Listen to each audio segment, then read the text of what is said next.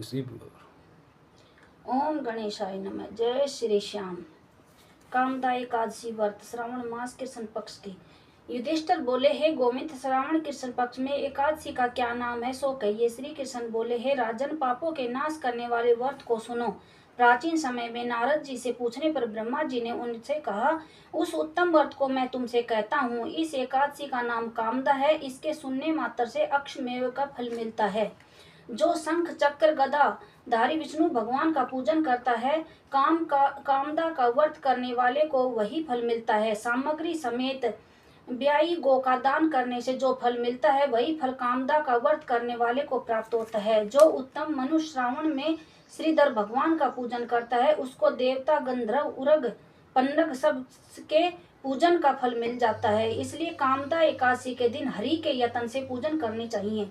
इससे बढ़कर पवित्र और पापों को दूर करने वाला व्रत नहीं है। कामदा का व्रत करने वाला जो मनुष्य रात में जागरण करता है, उसको भयंकर यमराज दिखाई नहीं देता, न उनकी दुर्गति होती है। कामदा का व्रत करने से योगी मोक्ष को प्राप्त हो जाते हैं। तुलसी के पत्तों से जो श्री हरि का पूजन करता है, वह पापों से ऐसे दूर रहता है जैसे कमल का पत्ता पानी से दूर रहता है। रतन, मोती, पन्ना, मूंगा आदि के पूजन से विष्णु इतने प्रसन्न नहीं होते जितने तुलसी दल द्वारा पूजन से प्रसन्न होते हैं।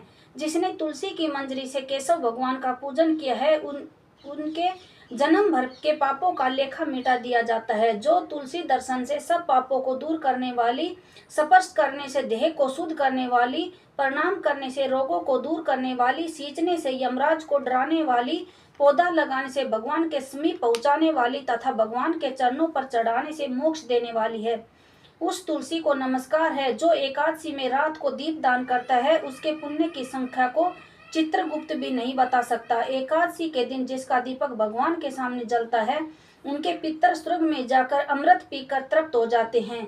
घी अथवा तेल से दीपक जलाने वाला मनुष्य करोड़ों दीपकों से प्रकाशित होकर सूर्य लोक को जाता है।